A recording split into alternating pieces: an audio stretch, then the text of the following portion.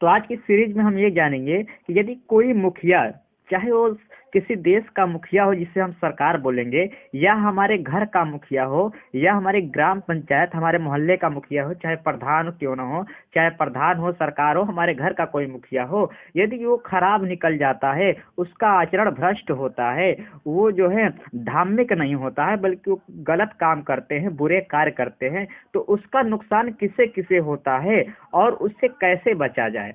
तो भगवान बुद्ध इस संबंध में क्या कहते थे, आइए इसके बारे में हम चर्चा करते हैं। तो यदि आप चैनल पर नए हैं तो पहले आप प्लीज इस वीडियो को क्या करिए, इस चैनल को सब्सक्राइब कर लीजिए। तो आइए सीधे शुरू करते हैं टॉपिक पे। यह पूरी जानकारी हम डॉक्टर अंबेडकर की लिखी किताब बुद्ध और उनके धम्म से जानेंगे, जो उन्होंने बहुत कठिन परिश्रम से लिखा था। हमारा उद्देश्य आडंबर और अंधविश्वास को दूर कर असली बौद्ध शिक्षा देना है। इसके बावजूद आपके कोई धार्मिक या सामाजिक आस्था को चोट पहुंचती है तो हम क्षमा प्रार्थी। कृपया धैर्य के साथ इस पूरे वीडियो को देखें, और यदि आप चैनल पर नए हैं तो प्लीज सब्सक्राइब। तो भगवान बुद्ध बोलते हैं, यदि राजा धार्मिक होगा तो प्रजा भी क्या होगा, धार्मिक होगा। यानी पहले ही लाइन में बुद्ध क्या कहना चाहते हैं इसके बारे में उन्होंने बता दिया। यदि राजा धार्मिक होगा, धार्मिक का अर्थ क्या होगा कि यदि जो राजा है वो अच्छे कर्मों वाला होगा, वो अच्छा होगा, वो सज्जन होगा, तो जो प्रजा है वो भी कैसी होगी, अच्छी होगी। वो भी कैसी होगी, अच्छी होगी, वो उसके भी कर्म अच्छे होंगे। अब भगवान बुद्ध इसके पीछे क्या तर्क देते हैं इसके बारे में आइए चर्चा करते हैं। तो इसको एक छोटी सी कहानी के माध्यम से जानेंगे। तो एक बार भगवान बुद्ध ने भिक्षुओं को संबोधित करते हुए कहा, जो उस समय उनके पास भिक्षु गण यानी जो भिक्षु मौजूद थे, उनसे भगवान बुद्ध ने बोला कि भिक्षुओं, ऐसे समय जब राजा अधार्मिक हो जाता है तो उनके मंत्रीगण और अफसर भी क्या हो जाते हैं, अधार्मिक हो जाते हैं। यानी यदि राजा बुरा निकल गया, राजा अपना कार्य सही से नहीं कर पा रहा है, राजा का चाहे कोई सरकार ही हो, चाहे गांव का प्रधान ही क्यों न हो, चाहे आपके घर का कोई मुखिया आप ही क्यों न हो, यदि आप खराब निकल गए, आपका आचरण सही नहीं है, आप अपनी जिम्मेदारी को अच्छे तरीके से नहीं निभाते हैं, यानी जब आप अधार्मिक हैं तो पक्का है जो आपका मंत्री होगा, जो बाकी आपके घर में सदस्य हैं, वो भी कैसे होंगे, आपके मंत्रीगण, आपके अफसर भी क्या हो जाएंगे, अधार्मिक हो जाएंगे। कहीं न कहीं वो आपके आचरण का वो क्या करेंगे, अनुसरण करेंगे। और आगे कहते हैं जब मंत्री गण और अफसर अधार्मिक हो जाते हैं तो ब्राह्मण और गृहपति भी क्या हो जाते हैं, अधार्मिक हो जाते हैं। और जो उस राज्य के, उस देश के, उस गांव का जब मंत्री, जो मुखिया है, जब वही अधार्मिक हो गया, जो अफसर उसके गलत हो गए, बुरे हो गए, तो जो वहां का ब्राह्मण होगा, विद्वान आदमी होगा, वो भी क्या हो जाता है, उसका भी मति भ्रष्ट हो जाएगा, और वो भी क्या निकल जाता है, वो भी हो जाता है अधार्मिक हो जाता है। क्या हो जाता है, अधार्मिक हो जाता है, यानी वो भी फिर बुरे कार्य करने लगता है। इसी प्रकार बोले, जब ब्राह्मण, उस देश का, उस घर का विद्वान आदमी जब अधार्मिक हो जाता है तो जो नगरों के नागरिक और जो ग्रामों के ग्रामीण भी अधार्मिक हो जाते हैं। यानी जो आम जनता है वो भी क्या हो जाती है, अधार्मिक हो जाते हैं। यानी जब राजा का आचरण गंदा हुआ, राजा जब अपनी जिम्मेदारी से भागने लगा तो मंत्री भी अपनी जिम्मेदारी से भागने, वो भी अपना काम सही से नहीं करने लगा। और जब मंत्री भागने लगा तो जो राज्य के ब्राह्मण थे वो भी अपना कार्य सही से नहीं करने लगे। और जब ब्राह्मण सही से अपना काम नहीं करने लगे, जो उस विद्वान व्यक्ति जो उस देश के, उस घर के हैं, फिर जो वहां का रहने वाला जनता है, जो आम सदस्य है, वो भी क्या, कुमार्गी हो गया, वो भी गलत कार्य करना शुरू कर दिया। तो कहीं न कहीं हम देखते हैं कि जो राजा होता है, अगर राजा भ्रष्ट निकल गया तो प्रजा भी क्या निकल जाती है, भ्रष्ट ही हो जाती है, ऐसा बुद्ध कहते हैं। आगे कहते हैं, लेकिन भिक्षुओं, ऐसे समय जब राजा धार्मिक होता है, राजा धार्मिक होता है, धार्मिक अर्थ क्या होता है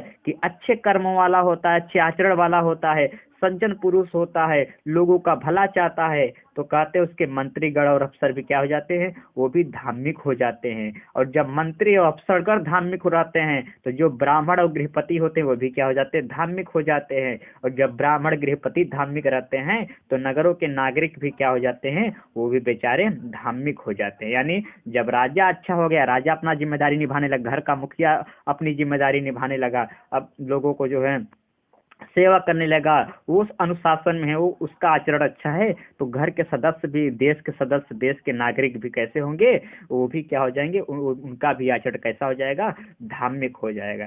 यानी भगवान बुद्ध का उदाहरण देते हैं कि जब गौवें नदी पार करती हैं, जो गाय होती है जो नदी पार कर रही होती है, यदि जो उसके आगे बूढ़ा बैल होता है गलत रास्ते पर चला जाता है, तो उसका अनुकरण करते हुए वे सभी गलत पथ का अनुकरण करती है। इस प्रकार आदमियों में जो मुखिया होता है, यदि वह कुमार्गी बन जाता है, तो दूसरे भी क्या बन जाते हैं, कुमार्गी बनते हैं।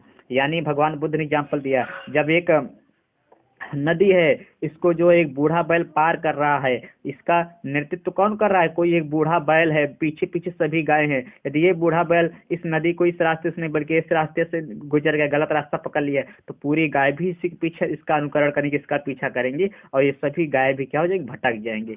इस प्रकार जो मुखिया होता है, यदि वो कुमार्गी हो जाएगा, उसका आचरण गंदा हो जाएगा, वो काम सही से अपना जिम्मेदारी नहीं निभाएगा, तो बाकी घर के सदस्य, बाकी घर की जो जनता है, वो भी क्या हो जाएगा, कुमार्गी और भ्रष्ट हो जाएगा, ऐसा बुद्ध कहते हैं। इस प्रकार जब राजा पथ भ्रष्ट हो जाता है, राजा का पथ, उसका रास्ता बंद हो जाता है, वो उसका पथ भ्रष्ट हो जाता है, तो समस्त राज्य क्या होता है, दुखी होता है। और जब आपका मुखिया, आपका सरकार ही जब कुमार्गी निकल गया, तो उससे पूरी जनता क्या होती है, दुखी होती है। तो जब गौवें नदी पार करती हैं, तब यदि वृषभ सीधा जाता तो सभी गौवें भी उसका अनुकरण करती, यदि वो बूढ़ा बैल सीधा जाता, सही रास्ता से जाता, तो सभी गाय भी सही रास्ता से जाती। इस प्रकार आदमियों में जो मुखिया होता है, यदि वह सन्मार्गी होता है, तो दूसरे भी सन्मार्गी होती हैं। तब जब राजा धार्मिक होता है, तो सारा राज्य क्या होता है, सुखी रहता है। और जब राजा धार्मिक होता है, अच्छे मार्ग, अच्छे आचरण, अच्छे पथ को चुनता है, तो पूरा राज्य क्या होता है, सुखी रहता है। इस प्रकार जब भी आज क्या है, राजाशाही तो है नहीं, क्या है, आज सरकारें बनती है, और पूरी तरीके से देश किस पे है, लोकतंत्र पे आधारित है। तो आज जब भी अपने मुखिया का चुनाव करें, चाहे वो प्रधान हो, चाहे सरकार हो, चाहे अपने घर का ही कोई मुखिया न हो, जब उसका हम चुनाव करेंगे, तो इस बात का जरूर ध्यान रखेंगे, तो अच्छे आचरण वाला हो, कुमार्गी हो, लोगों को साथ लेकर चलने वाला हो, कोई धार्मिक उन्माद मचाने वाला ना हो, हाँ, किसी सत्ता का गलत उपयोग करने वाला ना हो, लोगों का शोषण करने वाला ना हो, स्त्रियों को सजा देने वाला ना हो, बल्कि उनका शोषण करने वाला ना हो, बल्कि वो क्या हो, सदाचारी हो, संभाव हो, और सभी लोगों को साथ लेकर चलता है। तो हमें छोटे से सुविधा के लिए कि वो फ्री में दे रहा है अनाज, फ्री में दारू शराब बांट रहा है, अब पैसे दे रहा है, तो अपने वोट को खराब नहीं करना, बल्कि हमको अपना अच्छा मुखिया चुनना है। क्योंकि कहीं न कहीं यदि ये गलत मुखिया चुन लिए, तो फिर जो है हमको पूरे 5 साल तक या फिर पूरी जिंदगी भर आप जो है उसकी कीमत को चुकाना पड़ेगा, और जिसको सुधार करना फिर मुश्किल हो जाता है। इस प्रकार गलत राजा का चुनाव नहीं करेंगे, गलत मुखिया, गलत सरकार का चुनाव नहीं करेंगे, कि यदि राजा धार्मिक होगा तभी प्रजा भी धार्मिक होगा, और जब प्रजा धार्मिक होगा तभी प्रजा अच्छा आचरण, जब राजा अच्छा आचरण करेगा तो प्रजा भी अच्छा आचरण करेगी, वो भी फिर जब प्रजा अच्छा आचरण करेगी तो पक्का है, फिर वो पूरा राज्य, पूरा घर, पूरा सदस्य, एक घर के संदर्भ में भी लागू होता है, गांव के संदर्भ में भी लागू होता है, देश के संदर्भ में भी लागू होता है। इस प्रकार अपना मुखिया अच्छा चुनिए, जिससे आपका घर, आपका परिवार, आपका देश सुखी पूर्वक जिंदगी जिए। तो हमें उम्मीद है आपको ये वाला सीरीज पसंद आया होगा। यदि आप चाहते हैं ऐसे वीडियो और लाएं, तो प्लीज़ आप चैनल को सब्सक्राइब कर हमें हिम्मत दीजिए। सुनने के लिए आप सभी का धन्यवाद।